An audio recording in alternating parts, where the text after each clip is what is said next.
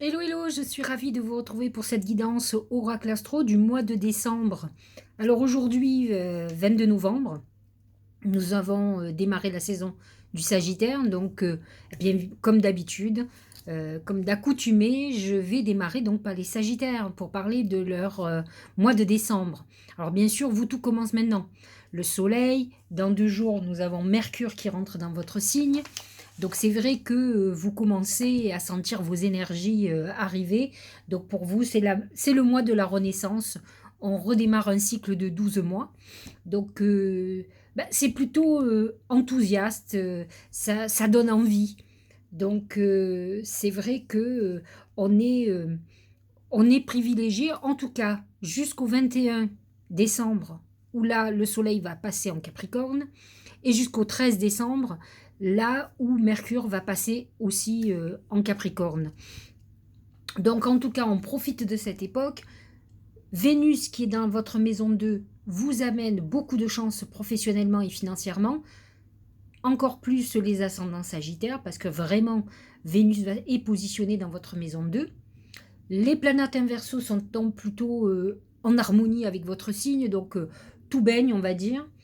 Et seul Mars, qui est encore positionné dans votre maison 12, peut un peu tenir les rênes de votre volonté d'avancer.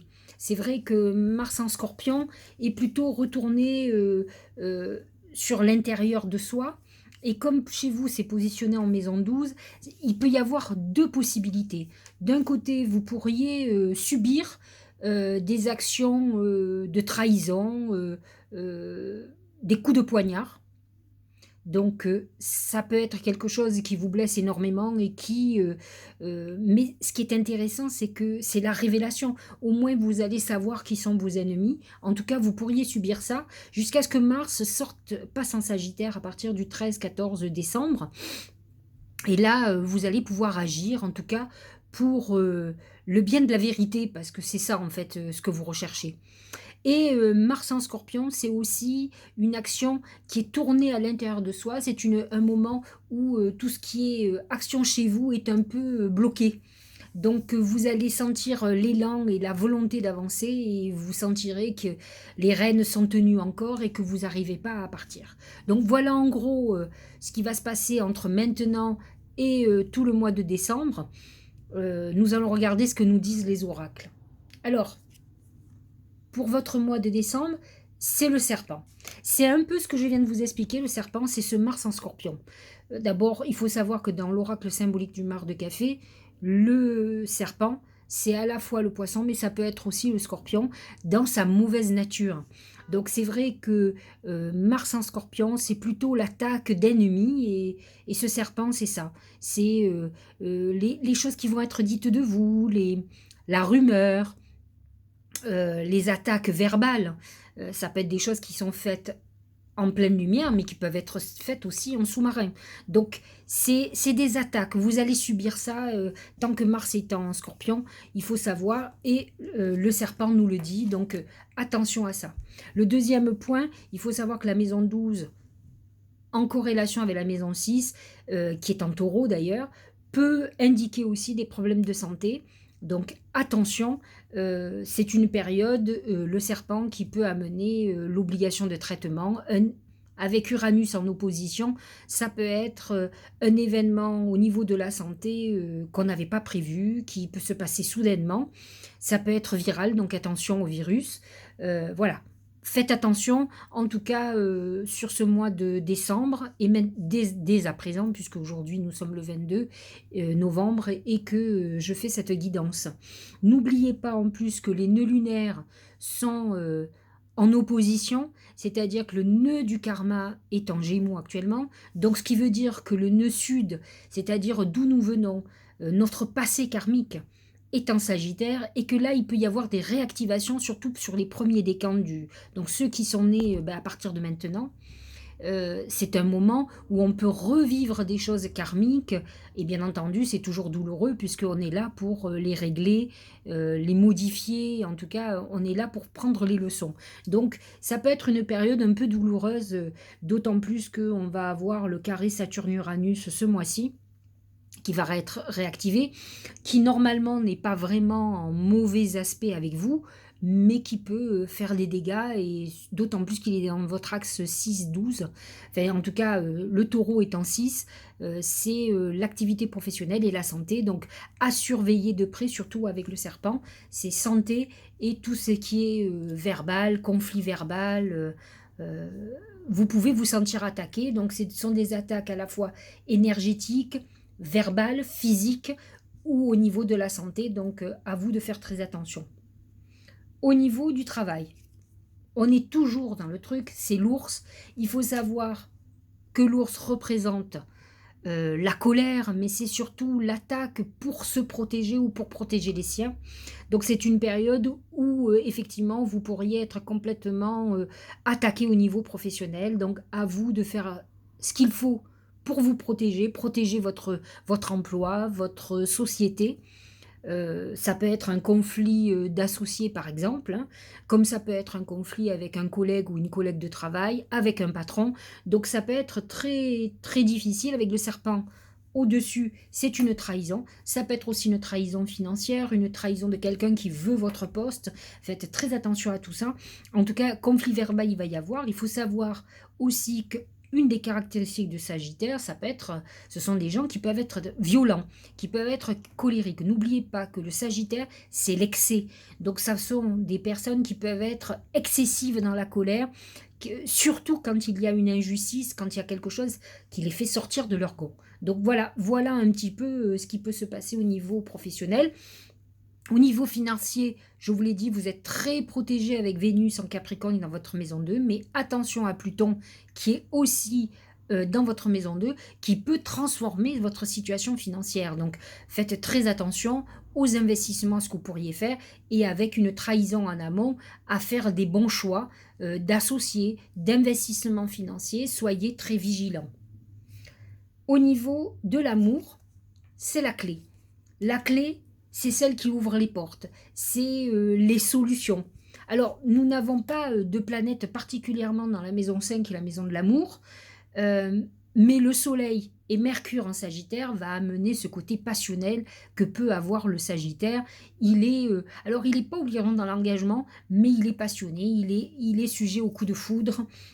En tout cas, il faut que quelqu'un le passionne, que ça soit par son physique, par sa nature, par sa personnalité. C'est quelqu'un qui peut être complètement subjugué. Alors la clé vous donne une solution aussi au problème, surtout s'il y a eu trahison. N'oubliez pas que le serpent, en amont, peut amener aussi l'infidélité, une trahison sentimentale. Soyez euh, magnanime, le Sagittaire peut avoir cette philosophie, cette sagesse qui peut reconnaître ses erreurs et les erreurs que peuvent faire les autres, et peut-être en rapport avec lui-même. Donc vous pouvez être, vous, euh, la personne qui a déclenché aussi cette trahison, c'est-à-dire qu'on vous est trahi à cause de votre nature qui peut être emportée, exigeante, parfois même un peu tyrannique, hein. Les Sagittaires sont à la fois cool, mais certains Sagittaires, c'est presque l'armée, ils sont très autoritaires, donc tous ne sont pas comme ça, mais ça peut être cette nature-là et ces déviances que vous pouvez avoir qui ont fait que l'autre a pu être lassé et a pu faire une erreur. Moi, je dis ça une erreur parce que c'est peut-être mon ascendant Sagittaire qui comprend, qui a cette tolérance sur, sur l'humain, qui peut être faible parfois. Donc, vous avez la clé, c'est vous qui avez les cartes en main.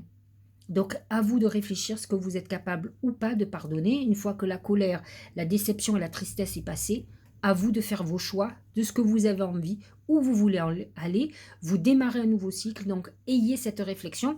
Parfois, certaines trahisons, certaines colères, certaines ruptures peuvent être très salutaires parce qu'on peut se rendre compte aussi qu'on n'est pas avec la bonne personne, tout simplement, et que finalement, nous a rendu service d'être allé voir ailleurs. Donc, aller au-delà de l'orgueil, parce que ça, c'est un problème de Sagittaire. Ils peuvent être très orgueilleux. Et interrogez-vous. Interrogez-vous dès que vous avez retrouvé le calme pour savoir fondamentalement ce qui est bon pour vous, où vous voulez aller. Laissez passer ce Mars en Scorpion. À partir du 13 décembre, 14 décembre, Mars sera en Sagittaire, ça sera le moment d'agir. Là, vous y verrez beaucoup plus clair. Pour le moment, on est dans une rumination de trahison, on se sent trahi. Il peut y avoir eu une vraie trahison, mais peut-être ne serait-ce que par la rupture, par des mots qui ont pu être dits, peut-être vous êtes senti blessé aussi. Donc voilà, on est dans une période qui n'a pas dû être facile pour vous, cette période du Scorpion. Tout n'est pas clôturé, mais au fur et à mesure que les planètes vont s'installer en Sagittaire un petit peu plus, vous allez retrouver le sourire. Alors, au niveau de la santé, c'est l'éléphant. L'éléphant, c'est plusieurs choses. Tout d'abord, c'est la longévité. Donc, ne vous inquiétez pas, vous n'allez pas mourir bientôt. Mais, attention, l'éléphant peut amener des problèmes de poids. Il faut savoir quand même que le Sagittaire, même si à la base il a une allure élancée, etc., n'oubliez pas que, surtout sur les ascendants, le cheval, puisque c'est un Sagittaire, c'est le corps du cheval, ça amène des grosses fesses, des hanches, des cuisses et des problèmes automatiquement de circulation. C'est un signe qui peut avoir des problèmes hépatiques. C'est un bon vivant. Il aime bien manger. Il aime bien, comment dirais-je, il aime bien boire. Il aime faire la fête. Donc ces excès peuvent être problématiques. Donc l'éléphant amène diabète, amène problème de poids, amène aussi une lourdeur dont il faut se libérer. Alors même si vous n'allez pas en mourir de même, mais vous pouvez avoir des conséquences à ces excès actuellement. Donc à vous de faire un travail, d'aller peut-être de l'autre côté, aller plutôt dans le côté sportif, bonne hygiène de vie, parce que ça vous savez faire aussi, hein, c'est tout l'un ou tout l'autre chez vous. La deuxième chose, c'est l'éléphant, c'est les problèmes de santé de vieux, parce que l'éléphant représente aussi la vieillesse, donc c'est des problèmes de dos, c'est des problèmes parce que vous êtes plus tout jeune, donc de l'arthrose, des rhumatismes, des choses comme ça. Donc c'est aussi ça, donc à vous de vous dérouiller et de prendre des vitamines, de prendre soin de vous, parce que je pense que là, en ce moment, vous avez besoin de vous recentrer là-dessus. Voilà pour ce que nous dit l'oracle symbolique du mar de café. Nous repartons sur le Tao. Et voilà. C'est la jeune mariée. Voyez ces chaînes et ces fleurs. Situation compromettante. Donc c'est une double vie, une trahison amoureuse. Hein. Alors que ce soit vous qui avez une double vie, ou que ce soit vous qui le subissiez. En tout cas, on revient à l'histoire de trahison, au serpent qui est aussi la trahison amoureuse, l'infidélité. Hein. C'est beaucoup de choses ce serpent. Hein. Et là, ça fait 2 fois qu'on nous le redit. Donc, ce Mars en Scorpion a été là, peut-être depuis l'arrivée du Soleil en Scorpion, de Mars en Scorpion, vous avez vécu un peu des choses difficiles, Mercure en Scorpion aussi. Donc la révélation de trahison, de choses qui font que vous êtes suspicieux. Subordination, victime de la séduction, manipulation, faible estime de soi. Donc à vous de faire un travail sur vous pour dépasser, je vous ai dit, cet orgueil et savoir ce que vous voulez faire. Sortez de cette colère, parce qu'on voit qu'il y a beaucoup de colère. Il faut apaiser les choses et après, reprendre le côté sagesse. Vous savez très bien qu'il n'y a rien pour rien dans la vie. Ça, le Sagittaire le sait. Il sait que dans la vie, on est né avec des épreuves pour évoluer, pour comprendre les leçons de la vie. Alors, dépassez tout ça et cherchez ce que vous avez à comprendre. Réfléchissez avec vous-même. Essayez d'aller vers la meilleure version de vous-même. C'est ça aussi le Sagittaire. Le premier oracle d'intuition, c'est la chance. C'est la bonne étoile. Croyez en votre bonne étoile, ça c'est le Sagittaire, tout craché, et vous provoquerez de véritables coups de chance. Alors, essayez de pas, si vous avez eu aussi une période difficile, sachez aussi que vous êtes dans une très très bonne époque de chance. Donc, essayez de ne pas voir le côté sombre. Essayez de vous ouvrir et dites-vous que quand on vit quelque chose qui se termine, c'est le cycle de la vie, c'est qu'il y a un renouveau qui se présente derrière et qui se représente avec la chance. En tout cas, vous rentrez dans une période de chance intéressante avec le soleil dans votre signe. Vous avez toutes les portes qui s'ouvrent. L'arbre. Connaissance, sagesse, force, c'est très Sagittaire ça. La connaissance, c'est Jupiter, c'est le Sagittaire, c'est la maison 9, c'est la maison de la connaissance, c'est la maison de ceux qui ont une philosophie particulière, qui se posent des questions, qui veulent s'élever spirituellement.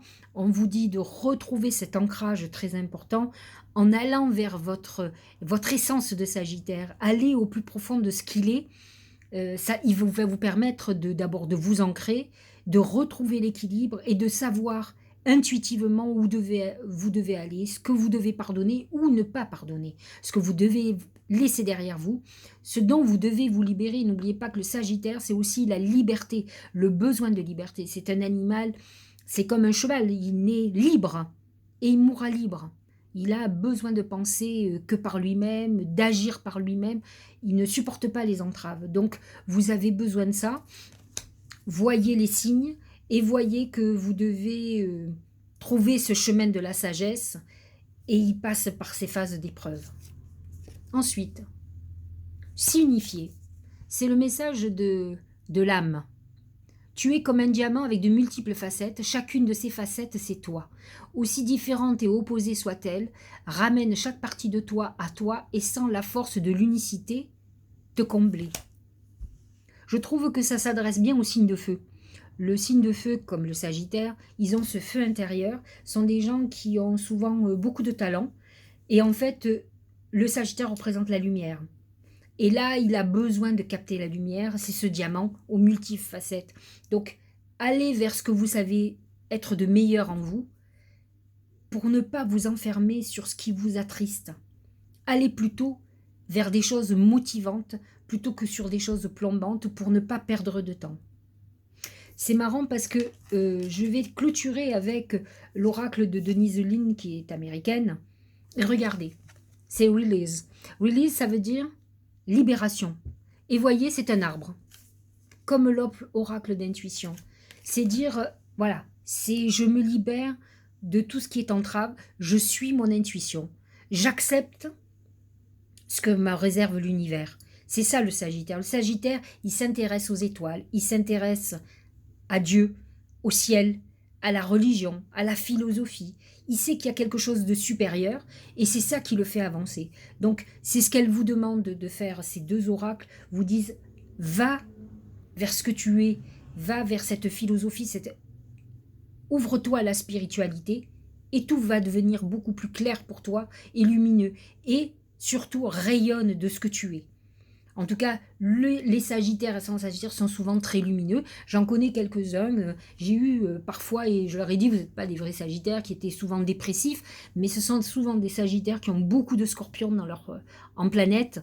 Et donc, ils les ramènent à cette tristesse, cette introspection, alors que le Sagittaire est complètement extraverti et lumineux. Donc, soyez cette luminosité et allez vers la sagesse. Voyez l'arbre.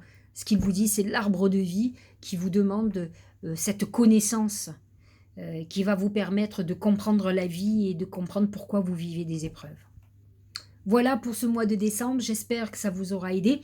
N'oubliez pas qu'il y a la nouvelle lune en Sagittaire à 12 degrés le 4 décembre et la pleine lune en Gémeaux, donc Soleil Sagittaire, lune en Gémeaux, qui sera le 19 décembre. Ce sont des périodes clés, surtout la nouvelle lune pour faire vos vœux.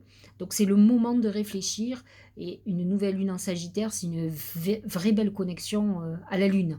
Donc n'oubliez pas. Je vous dis au mois prochain, à la nouvelle année. Passez des bonnes fêtes, un bon mois de décembre.